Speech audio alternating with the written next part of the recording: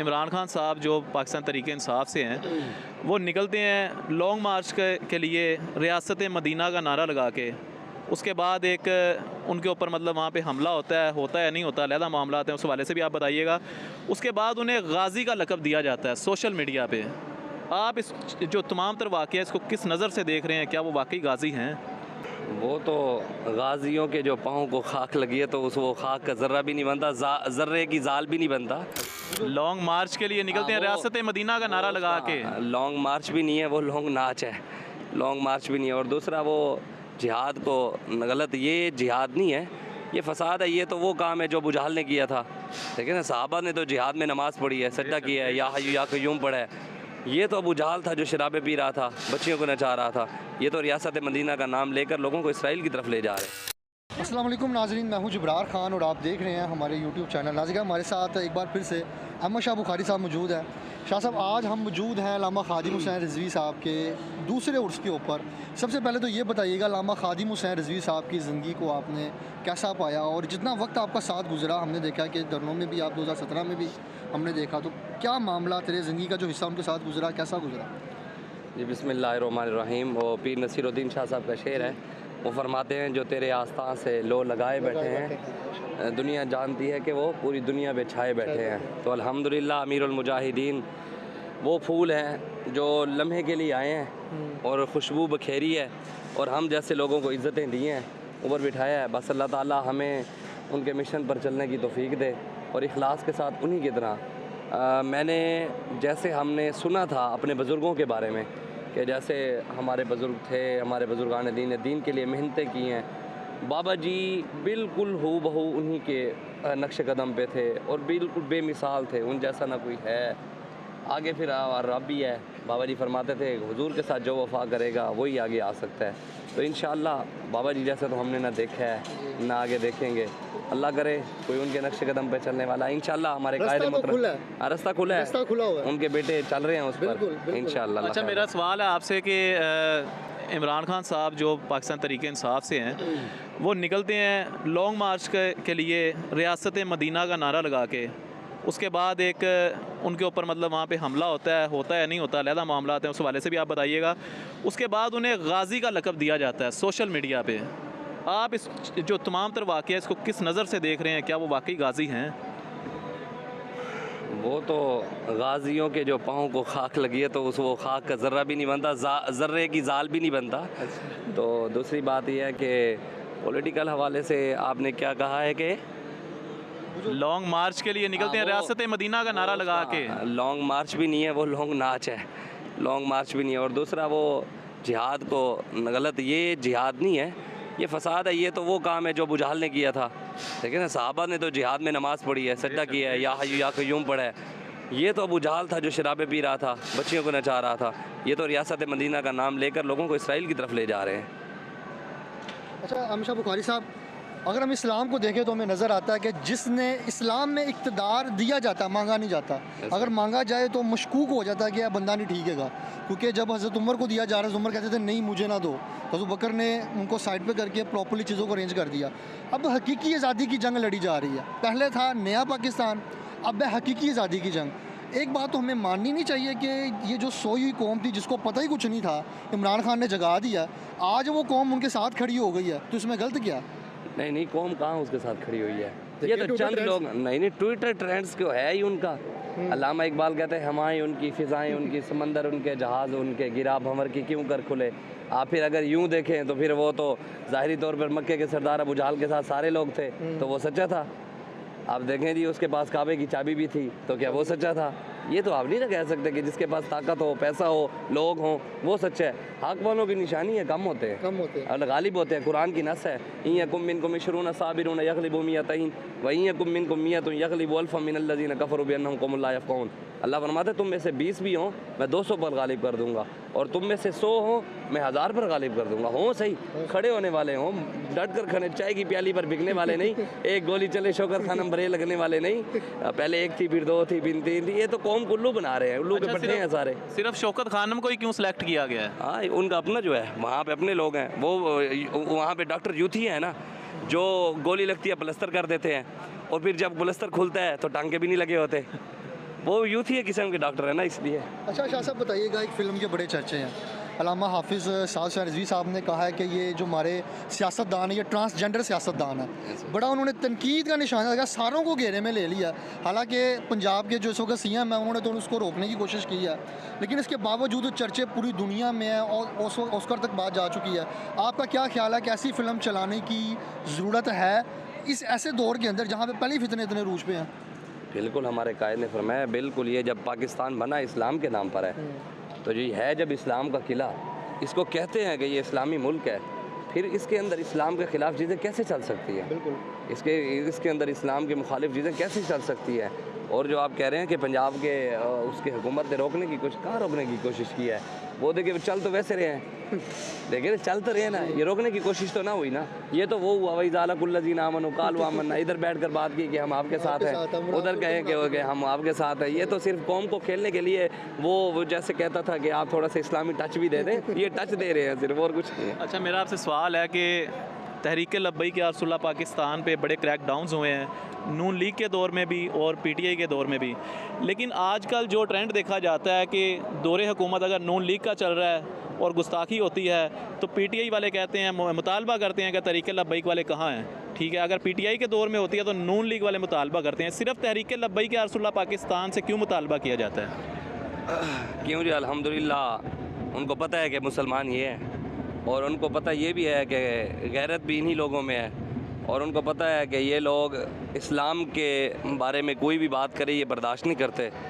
और बाकी बात ये है कि जो लोग ये कहते हैं कि भी वो कहते हैं इनको नज़र नहीं आए, वो कहते हैं इनको नज़र नहीं आए, तो वो इकबाल का शेर है, ज़ाग ये कहता है कि बदनुमा है तेरे पर, शपरक ये कहती है कि कोरे चश्मो बेहुनर।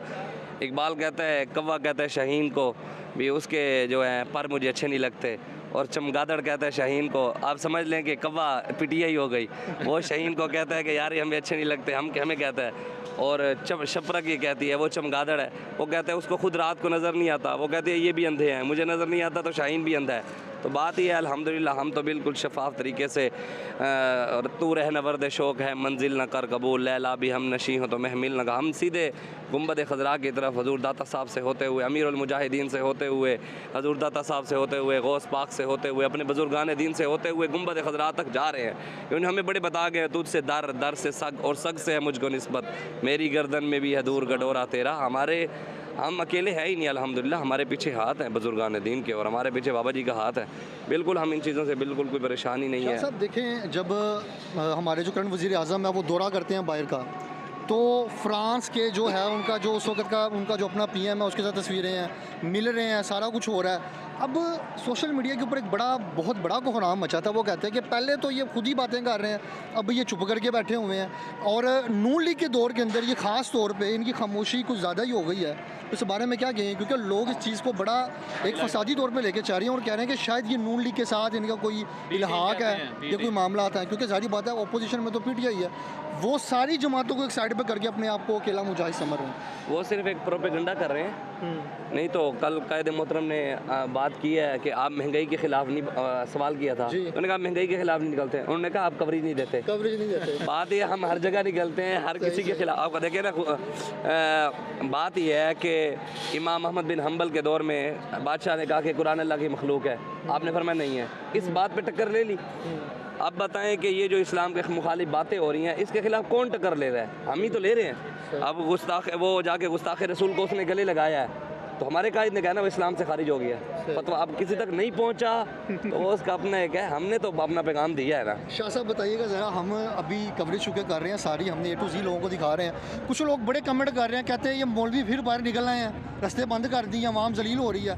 हम दरअसल ना परसों चुंगी पे मौजूद थे, तो वहाँ पे हमें एक हदीस मिल गया, उसे बस ये कह दिया कि मेरी वीडियो नहीं लगानी, तो हमने वो नहीं लगाई। उसने कहा कि ये लोग रस्ते बंद कर दिए इन लोगों ने, एम्बुलेंस गुजरेगी, मरीज़ गुजरेगा, मसला बन जाएगा, इन लोगों को पता पुता है नहीं, मुँह उठा के बाहर निकल आते हैं। इस बारे में क्या कहेंगे? ये जो इस वक्त देखने वाले लोग हैं, नौजवान नस्ल बहुत ज़्यादा है जो इस वक्त पीटीआई की तरफ है, और ये जो भी लोग इस तरह की बातें करते हैं उस पर रग़बत रखते हैं, उनको क्या पैगाम देंगे कि आप लोग क्यों बाहर निकलते हैं, क्या ज़रूरत पड़ी हुई है बाहर निकलने की? पहली बात है कि कभी हम अपनी ज़ात के लिए निकले ही नहीं, हम जब भी निकले हैं ना मुँह से रिसालत के लिए निकले हैं, اور رسولullah کی عزت کے لیے نماز دن میں 5 ٹائم فرض ہے، حضور کی عزت پر پہرا دینا ہر سانس پر فرض ہے، اور ہر مسلمان پر، ہر کلمہ گو پر فرض ہے۔ ہم دکان بند کر دیتے ہیں یہ لکھ کر، کاروبار تو بند کرتے ہیں، وقفہ برائے نماز اور ناموس رسالت پر پہرا تو سب سے بڑا فرض ہے، تو یہ کبھی کاروبار کیوں نہیں بند کیا وقفہ؟ اور جو کرتے ہیں ان کے اوپر سوال اٹھاتے ہیں کہ یہ کیوں؟ اچھا یہ بھی لکھ دیتے ہیں جی 4-5 دن کے لیے کاروبار بند ہے بوجہ شادی، بچے کی اچھا بچے کی شادی کے لیے کاروبار بند ہو سکتا ہے، اور حضور کی عزت کے لیے اگر ہو جائے، اب دیکھیں کتنے دن ہو گئے عمران کو نکلے ہوئے، بالکل ابھی وہ روڈ پہ ہے نا، تو ادھر اندھے ہیں لوگ، وہ کہتے ہیں یہ دیکھو جی یہ مولویوں نے کر دی، یہ دیکھو جی یہ مولویوں نے کر دی، یہ دیکھو جی وہ کر، یہ دیکھو جی یہ دیکھو، اب اندھے ہیں، ادھر نظر نہیں آتا۔ اچھا بھائی پورے پاکستان میں ہلا ہوا ہے، وہ گھڑی چوری ہو گئی، یہ ہو گیا وہ، اچھا وہ ادھر پھر آ جا کر مولویوں پہ، مطلب یہ ہے کہ تکلیف اسی سے ہوتی ہے جو صحیح راستے پر جا رہا ہوتا ہے، درد اسی سے ہوتا ہے جو صحیح ہوتا ہے، اسی سے لوگوں کو تکلیف ہوتی ہے، تو الحمدللہ ہمارے دل مطمئن ہے، ہم صحیح دن چلا رہے ہیں اور حضور کی عزت کے لیے نکلے ہیں۔ ایک لاسٹ کویسچن آپ کے ساتھ اس کا پروگرام اینڈ کرتے ہیں کہ تحریک لبیک یا رسول اللہ پاکستان کے اوپر بڑے کریک ڈاؤنز ہوئے ہیں اور کل عدم تک کا ٹیگ لگا دیا گیا، اس کے باوجود جو ہے تحریک لبیک یا رسول اللہ پاکستان کی طرف سے مطلب کوئی سخت موقف نہیں دیا جاتا، بلکہ میں نے بابا جی خادم حسین رضوی رحمۃ اللہ علیہ کو فیض آباد میں دیکھا جو کہتے تھے یہ پولیس والے ہمارے بچے ہیں۔ تحریک لبیک والے جو ہیں وہ ہمیشہ ملک و ریاست کا خیال رکھتے ہیں، اور کیوں ہمیشہ ان کے ساتھ جو ہے سخت ترین رویہ اپنایا جاتا ہے؟ شاہ صاحب یہاں پہ اسی سوال میں ایڈ کروں گا، کیونکہ یہ ابھی بات کی مان اللہ بھائی نے کہ کل عدم کرنے کی، ہم نے ریسنٹلی ایک چیز نوٹس کی ہے، پہلے عمران خان پہ حملہ ہوا، انہوں نے کہا جی وہ بندے کو پوچھا جا رہا ہے تو ساتھ رضوی کی ویڈیو دیکھتا ہے، اس کے بعد جب یہ توشہ خانہ کیس نکلا ہے، اب جو ہمارا پی ایم نواز شریف ہے، وہ جو شہباز شریف صاحب ہیں، وہ جب نااہل ہوتے ہیں لندن کی عدالتوں سے، وہاں پہ کہا جاتا ہے جی یہ پیسہ جو ہے فنڈنگ کھا گئے ہیں، پھر ایک بات مڑ کر آتی ہے کہ جی تصویر کے اوپر خانہ جو گھڑی ہے اس کے اوپر خانہ کعبہ کی تصویر بنی ہوئی ہے، یہ مذہبی معاملہ ہے، کہ بار بار اٹھا کے مذہب میں لانے کی کوشش کی جا رہی ہے، اور صاف نظر آ رہا ہے کہ آپ کو ٹارگٹ کرنے کی کوشش کی جا رہی ہے۔ اس بارے میں آپ کیا کہیں گے؟ کیونکہ اگر کوئی کارکن کوئی حکمت عملی کرتا ہے، یہ کارکنان کے لیے بہت بڑا پیغام ہے، کیونکہ اس ویڈیو کے اوپر بڑے اس طرح کے کمنٹ آئے ہیں، تو ذرا کیا پیغام دیں گے کارکنان کو؟ دیکھیں جی یہ شروع سے چلتا آ رہا ہے، دیکھیں میرے آقا و مولا صلی اللہ علیہ وآلہ وسلم حضور اس دین کے لیے نکلے، سب سے زیادہ تنقید اپنوں سے ہوتی تھی، اور ادھر سے ہی حضور پر باتیں ہوتی تھی کہ یہ دیکھیں جی صادق اور امین تو وہ بھی مانتے تھے۔ اچھا لوگ یہ خود کہتے بھی ہیں کہ یار یہ مولوی ہیں ٹھیک، شریف لوگ ہیں یار، ان کا مطلب یہ قوم مانتی ہے کہ یہ شریف ہیں اور وہ بدماش ہیں، اور پھر بدماشوں کو بٹھا کر کہتے ہیں کہ نظام کیسے نہیں سکھا سکتا، یہ تو بالکل کوئی مسئلہ ہی نہیں ہے، یہ تو قرآن کی نص بھی ہے۔ انہوں نے بھی سوال کیا ہے بھئی ہمارے اوپر مصیبتیں آتی ہیں ہر وقت مذہب پر، یہ تو میرے آقا و مولا کا فرمان بھی ہے، حضور نے فرمایا جو یہاں دنیا میں دین کے لیے تکلیفیں برداشت کرتا ہے، قیامت والے دن جب اللہ اس کو انعام دے گا نا، تو دنیا میں رہنے والے لوگ اس وقت کہیں گے کاش کہ وہاں ہمارے جسموں پر کینچیاں ماری جاتی، ہمیں بھی یہ انعام ملتا۔ تو وہ تو یہ قرآن کی نص بھی ہے۔ آج تک آپ نے نہیں سنا ہوگا کہ اللہ تبارک و تعالیٰ اپنے نبی کے علاوہ کسی پر درود پڑھتا ہے، لیکن میں آپ کو بتاتا ہوں اللہ کہتا ہے قرآن میں وَلَنَبْلُوَنَّكُمْ بِشَيْءٍ مِّنَ الْخَوْفِ، میرے حبیب جو آپ دین کے لیے مصیبتیں تکلیفیں خوف ہر چیز برداشت کرتا ہے، رب اس پر صلوات پڑھتا ہے، اولئک علیہم صلوات، تو ہم تو خوش نصیب لوگ ہیں، ہم جس راستے پر چل رہے ہیں۔ حضور نے فرمایا جو ظالم حکمران کا ہاتھ روکتے ہیں، جو ظالم حکمران کے جھوٹ کو جھوٹ کہتے ہیں، فَهُوَ مِنِّي وَأَنَا مِنْهُ، یہ لفظ حسین کے لیے کہے ہیں یا حسین کے بعد اس کے لیے کہے ہیں جو ظالم حکمران کا ہاتھ روکے گا اور اس کے جھوٹ کو جھوٹ کہے گا؟ حضور نے فرمایا فَهُوَ مِنِّي وَأَنَا مِنْهُ، جو مسلمان ظالم کا ہاتھ روکے گا جھوٹے کو جھوٹا کہے گا وہ مجھ سے ہے میں اس سے ہوں، ہم تو خوش نصیب لوگ ہیں۔ جی ہمارے ساتھ سید احمد شاہ بخاری صاحب موجود تھے، اس کے حوالے سے آپ تک جو ہے انفارمیشن پہنچائی اور پولیٹیکل ان سے کویسچنز کیے، بڑے سخت سوالات تھے لیکن انہوں نے بڑے اچھے جوابات دیے۔ مزید اپڈیٹس آپ تک آتی رہیں گی، اس کے حوالے سے جو باہر کے شہروں سے قافلے آئیں گے ان کے جو ہیں سندھی زبان میں اور پشتو میں اور ہر لینگویج میں ان کے جو ہیں وہ انٹرویوز انشاءاللہ چینلز پہ چلائے جائیں گے۔ اپنا بہت سارا خیال رکھیے گا، اللہ حافظ، پاکستان زندہ باد۔